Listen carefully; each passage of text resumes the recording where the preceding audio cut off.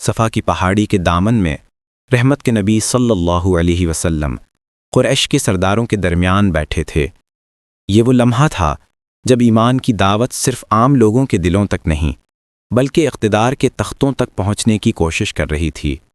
ان کے سامنے بیٹھے تھے ولید بن مغیرہ، چہرے پر غرور بھری مسکراہٹ لیے ہوئے، ابو جہل بازو لپیٹے تیز نگاہوں سے حقارت سے دیکھتا ہوا، عتبہ بن ربیعہ انگلیوں سے مٹی کریدتا ہوا، بظاہر سن رہا تھا مگر دل یقین سے خالی تھا۔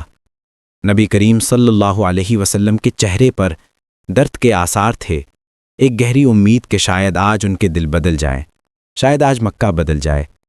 اور اسی لمحے مجلس کے پیچھے سے ایک نرم مگر ٹوٹی ہوئی آواز ابھری، یا رسول اللہ علمنی مما علمک اللہ، اے اللہ کے رسول مجھے وہ سکھائیں جو اللہ نے آپ کو سکھایا ہے۔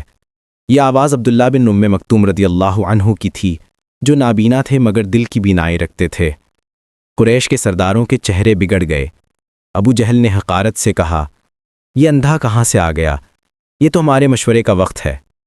لمحہ نہایت نازک تھا۔ نبی صلی اللہ علیہ وسلم کا دل ان سرداروں کی ہدایت کی تمنا میں ڈوبا ہوا تھا، اور عبداللہ کی آواز بار بار قریب آ رہی تھی۔ بس ایک لمحے کے لیے نبی صلی اللہ علیہ وسلم نے چہرہ پھیر لیا۔ ایک لمحے کا فیصلہ، مگر آسمان ہل گیا۔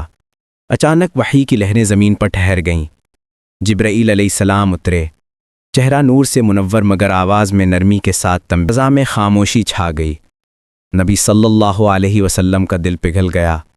آپ صلی اللہ علیہ وسلم فوراً عبداللہ بن ام مکتوم رضی اللہ عنہ کو تلاش کرنے لگے، انہیں قریب بلایا اور مسکرا کر فرمایا، مرحباً بمن اعتبنی فیہ ربی، خوش آمدید اس شخص کو جس کے بارے میں میرے رب نے مجھے تنبیہ فرمائی تھی۔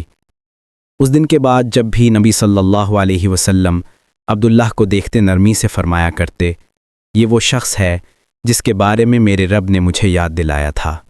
کبھی تم نے سوچا یہ سورت صرف نبی صلی اللہ علیہ وسلم کے لیے نہیں اتری تھی، یہ تمہارے اور میرے لیے بھی تھی۔